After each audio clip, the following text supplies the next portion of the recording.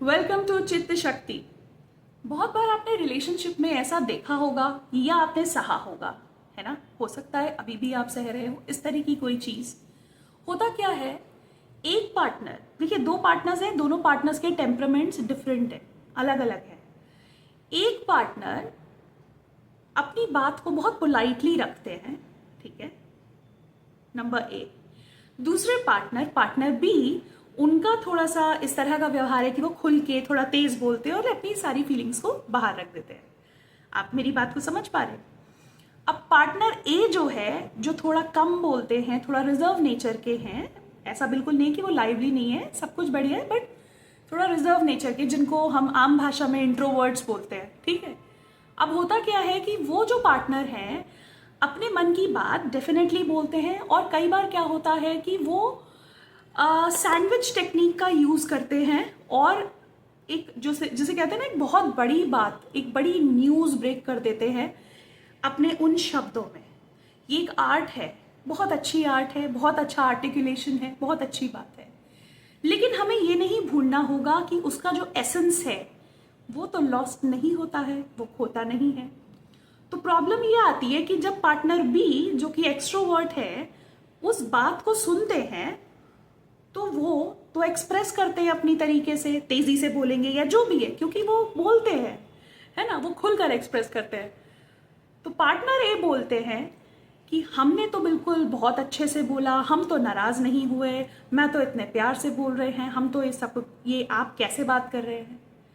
तो पार्टनर ए को ये ध्यान रखना होगा कि अच्छे से बोलना, टोन ऑफ वॉइस को अच्छे से रखने में भी जो बात का जो एसेंस है वो थोड़ी खत्म होता है।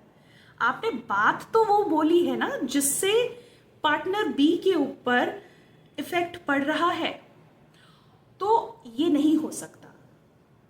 अगर कोई ऐसी बात है जो आपको लग रहा है, इसको हम मैनिपुलेशन के अंडर ही काउंट करेंगे, ठीक है।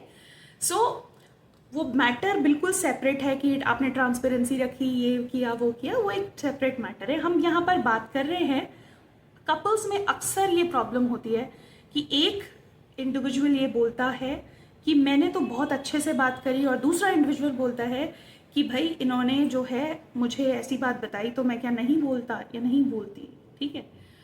तो मैं ये बोलना चाहूँगी कि आपने अपनी बात तो बोल दी because you have that art, ठीक है, आपको आता है बोलना।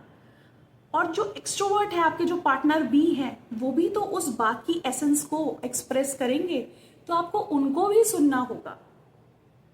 आप ये बिल्कुल नहीं बोल सकते, आप स्ट्रेट अवे अगर बोलूँ तो आप कोई ऐसी तीखी चीज उनको दे रहे हो और आप ये एक्सपेक्ट कर रहे हो कि उनको मिर्ची भी ना लगे।